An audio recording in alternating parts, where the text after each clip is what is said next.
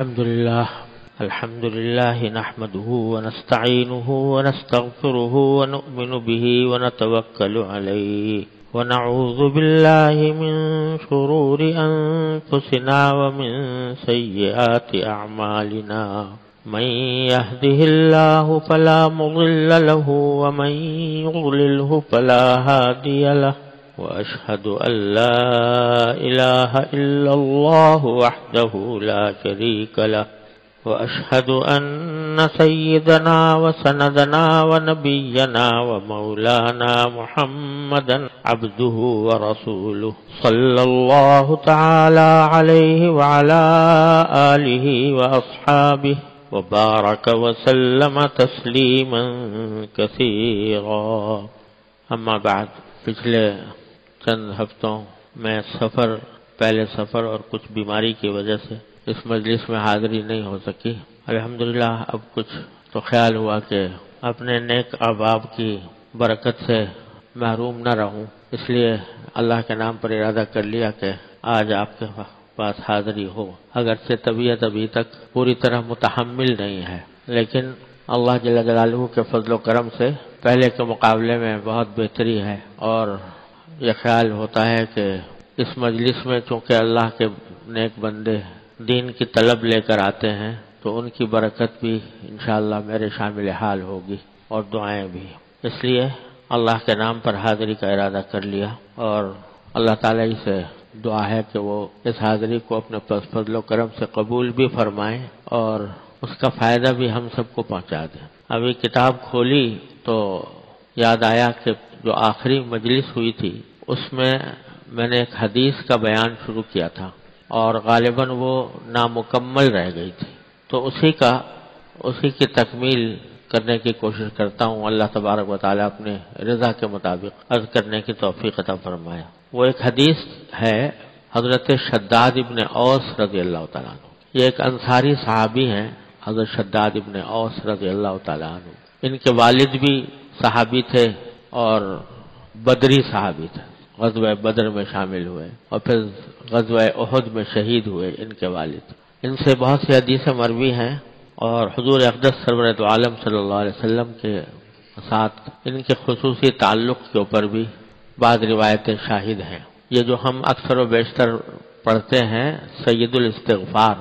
آپ نے سنا ہوگا، اللہم انت ربی لا الہ الا انت خلقتنی وانا عبدک ولا عہدک وبعدک ما استطعت اعوذ بک من شر ما صنعت۔ اس کو سید الاستغفار کہا گیا ہے، یعنی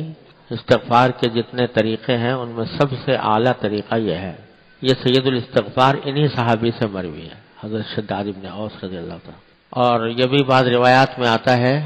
کہ جب حضور اقدس نبی کریم سرور دو عالم صلی اللہ علیہ وسلم مرض وفات میں تھے، وفات کا وقت قریب تھا، تو یہ نبی کریم سرور دو عالم صلی اللہ علیہ وسلم کی خدمت میں حاضر بیٹھے تھے، اور ان کی طبیعت پر نبی کریم سرور دو عالم صلی اللہ علیہ وسلم کی بیماری کا اور اس اندیشے کا کہ شاید آپ اب دنیا سے تشریف لے جا رہے ہیں بڑا طبیعت پر اثر تھا۔ غمگین، آزردہ، رنجیدہ بیٹھے ہوئے تھے، اور ان کے منہ سے یہ نکلا کہ یا رسول اللہ دنیا تنگ معلوم ہوتی ہے۔ مطلب یہ تھا کہ آپ کی جدائی اور آپ کے دنیا سے تشریف لے جانے کا خیال اتنے درجہ طبیعت پر اس کی وجہ سے رنج و غم ہے کہ ساری دنیا تنگ معلوم ہوتی ہے۔ تو رسول کریم صلی اللہ علیہ وسلم نے فرمایا کہ تم دیکھو گے کہ شام فتح ہو جائے گا اور بیت المقدس فتح ہو جائے گا، اور تمہیں وہاں پر بھی کام کرنے کی توفیق ہوگی، شام میں اور بیت المقدس میں۔ یہ سرکار دو عالم صلی اللہ علیہ وسلم نے ان کو بشارت دی، چنانچہ بعد میں یہ چاروں خلفائے راشدین کے زمانے میں زندہ رہے اور بہت سی فتوحات میں حصہ لیا۔ آخر میں شام ہی کے اندر ان کا بہت زندگی کا بڑا حصہ شام میں گزرا اور وہیں پر وفات بھی ہوئی۔ تو بڑے درجے کے صحابہ کرام میں سے ہیں، بڑے عبادت گزار مشہور تھے۔ ان کی یہ حدیث ہے جو میں نے اس دن شروع کی تھی کہ وہ فرماتے ہیں کہ ایک مرتبہ حضور نبی کریم سرور دو عالم صلی اللہ علیہ وسلم نے مجھ سے فرمایا کہ اذا رأیت الناس یکتنزون الذهب والفضة فاکنز هؤلاء الکلمات، کہ جب تم لوگوں کو دیکھو کہ سونا چاندی جمع کر رہے ہیں، یعنی اسی فکر میں لگے ہوئے ہیں کہ زیادہ سے زیادہ سونا ملے، زیادہ سے زیادہ چاندی ملے، دولت زیادہ ہو جائے، جب تم لوگوں کو اس حالت میں دیکھو تو تم سونا چاندی جمع کرنے کے بجائے ان کلمات کو جمع کرو جو میں تمہیں سکھا رہا ہوں۔ لوگ تو سونا چاندی جمع کر رہے ہوں گے، اسی فکر میں لگے ہوں گے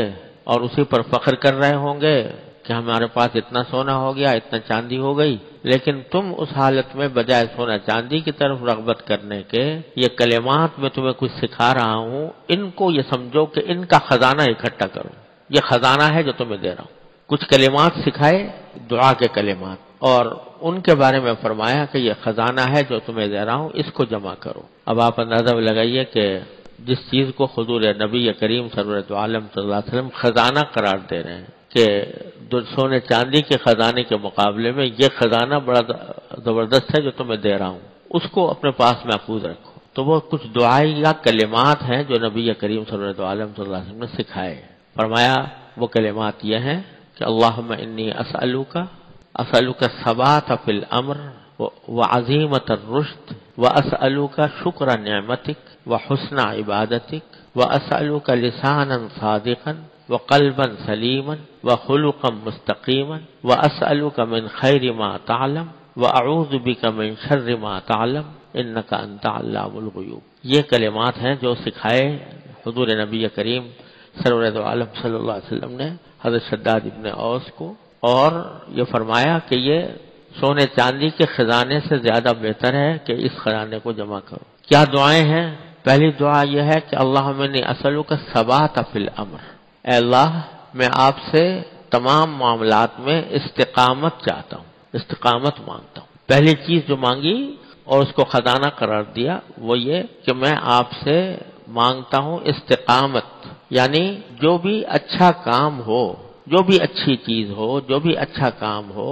اس میں مجھے استقامت عطا فرما دیجئے کہ میں اس کو پابندی کے ساتھ ادا کروں اور کسی کے ڈرائے میں نہ آؤں، کسی کے دھمکائے میں نہ آؤں، کسی کے ہنسی مذاق اڑانے کی پرواہ نہ کروں اور وہ کام کرتا رہوں۔ یہ معنی ہے ثبات فی الامر۔ بعض اوقات کسی کام کا شروع کرنا مشکل نہیں ہوتا،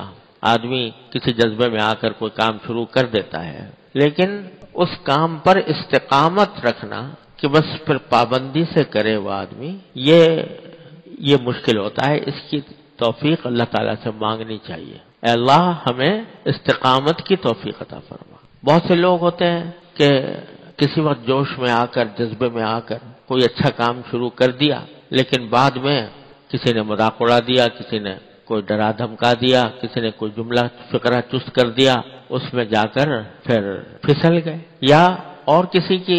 کہنے میں نہیں، خود اپنے نفس اور شیطان کے بہکاوے میں شروع تو کر دیا، لیکن نفس نے بہکایا کہ بھئی یہ کون سا فرض ہے، واجب ہے، چلو نہیں کیا تو نہیں کیا۔ اس کے نتیجے میں آدمی جو ہے وہ پھسل جاتا ہے اور استقامت سے دور چلا جاتا ہے۔ تو حضور نبی کریم سرورت عالم صلی اللہ علیہ وسلم نے یہ دعا سکھائی کہ اللہ تعالیٰ سے استقامت مانگو، کیونکہ تھوڑا عمل ہو لیکن استقامت کے ساتھ ہو تو وہ اللہ تبارک و تعالیٰ کے ہاں اس کی بڑی قدر ہے اور وہ انسان کے لیے بڑا مفید ہوتا ہے۔ اور ایک مرتبہ میں زیادہ کر لیا اور دوسری مرتبہ میں چھوڑ دیا تو اس سے کچھ فائدہ نہیں ہوتا۔ فرمایا کہ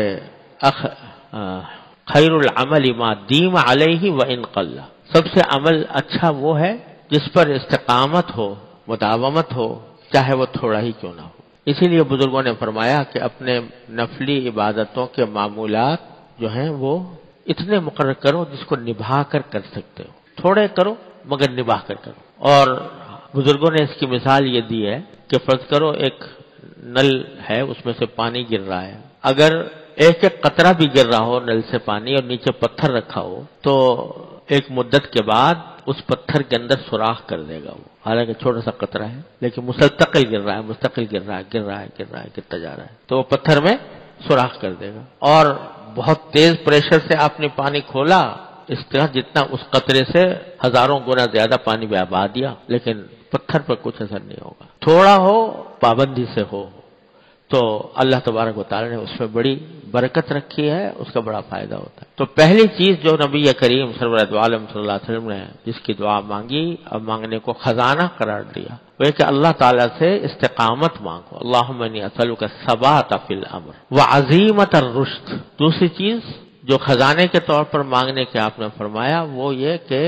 رشد یعنی ہدایت کا کام، اچھا کام، نیک کام، اس کا عزم میرے دل میں پیدا فرما دیجیے۔ یعنی بسا اوقات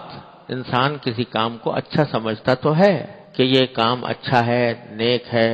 ثواب کا ہے، اللہ تعالیٰ کے یہاں اس کا اجر ہے، لیکن ہمت نہیں ہوتی، اس لیے عزم نہیں کر پاتا، پکا عزم کہ میں ضرور کروں گا، یہ عزم نہیں ہوتا۔ تو یہ بھی اللہ تعالیٰ سے مانگنے کی چیز ہے کہ اللہ تبارک و تعالیٰ ہی سے مانگے کہ اللہ جو ہدایت کے کام ہیں ان کے اندر میرا عزم پختہ کر دیجئے، میں پکے عزم کے ساتھ، پکے ارادے کے ساتھ وہ کام کروں۔ یہ جو ہوتا ہے نا کہ باوجود اس کے کہ آدمی جانتا ہے کہ یہ کام اچھا ہے،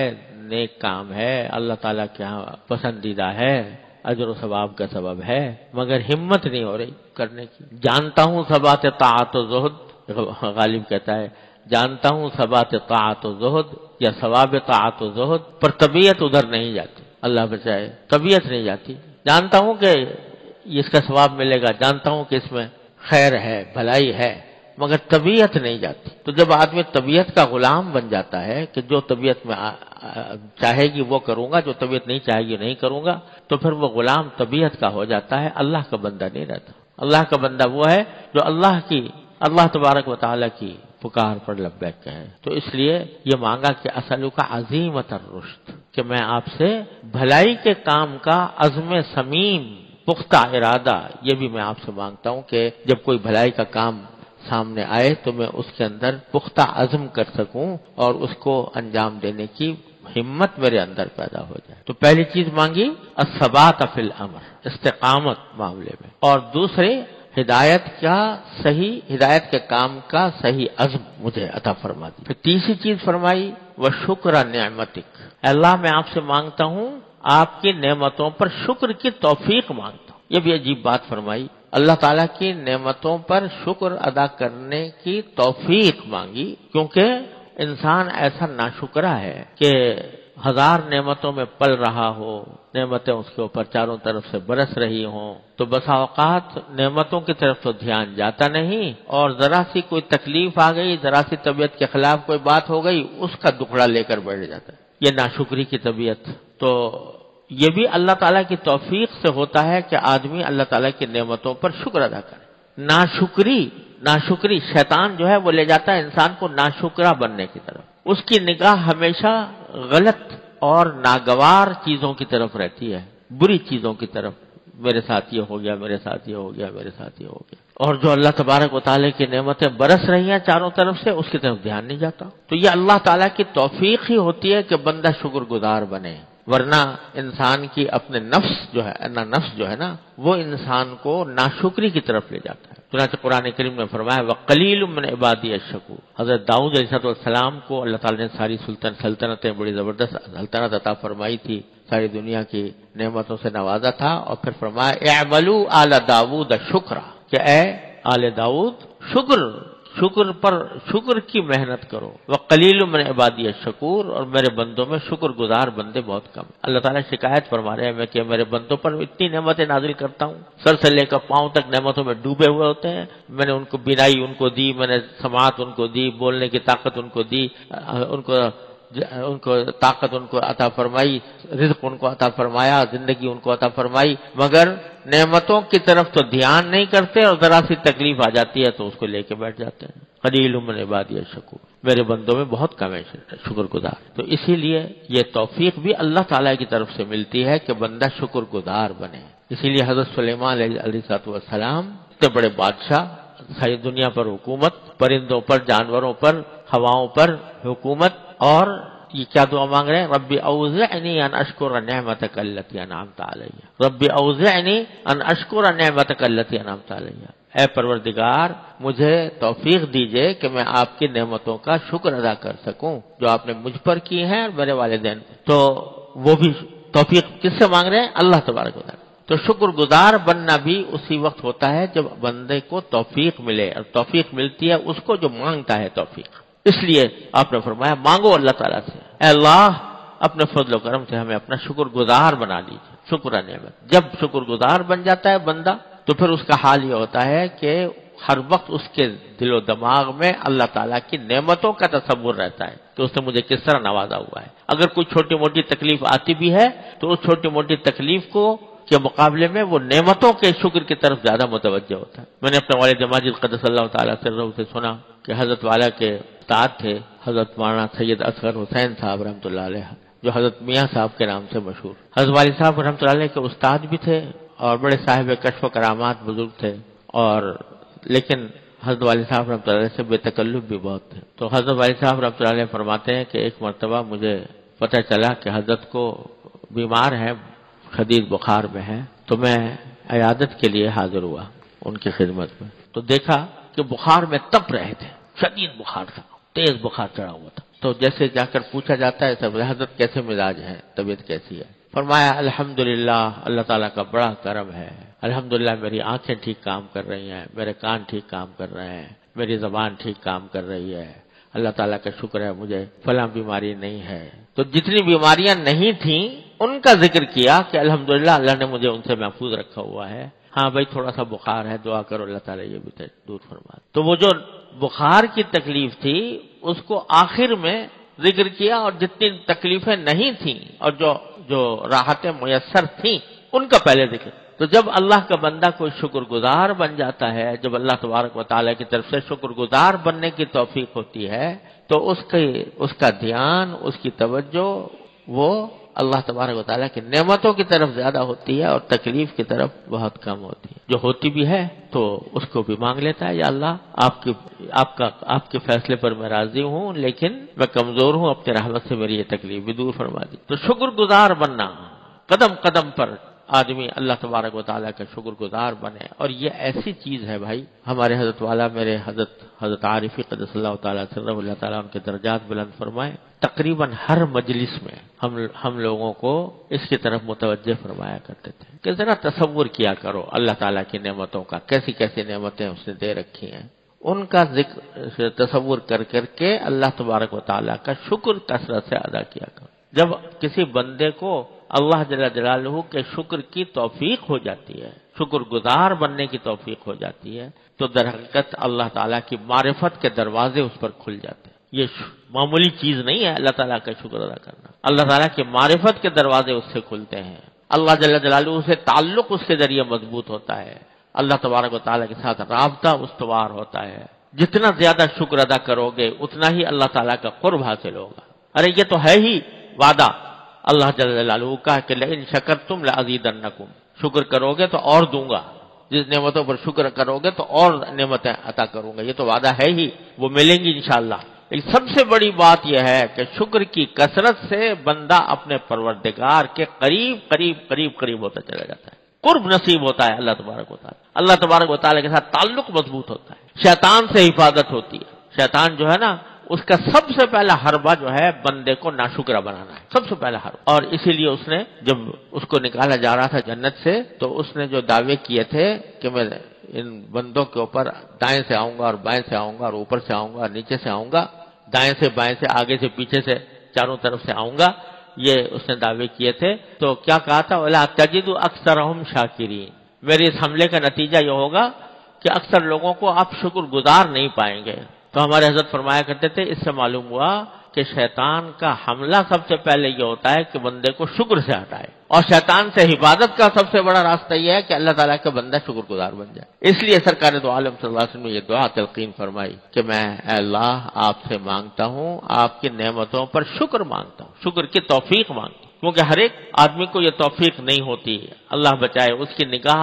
ہمیشہ ناگوار چیزوں پر رہتی ہے کہ میرے ساتھ یہ ہو گیا، میرے ساتھ یہ ہو گیا، میرے ساتھ یہ، اسی کا رونا روتا رہتا ہے۔ لیکن جب بندے کو اللہ تعالیٰ شکر کی توفیق عطا فرماتے ہیں تو اس کی نگاہ نعمتوں پر جاتی ہے۔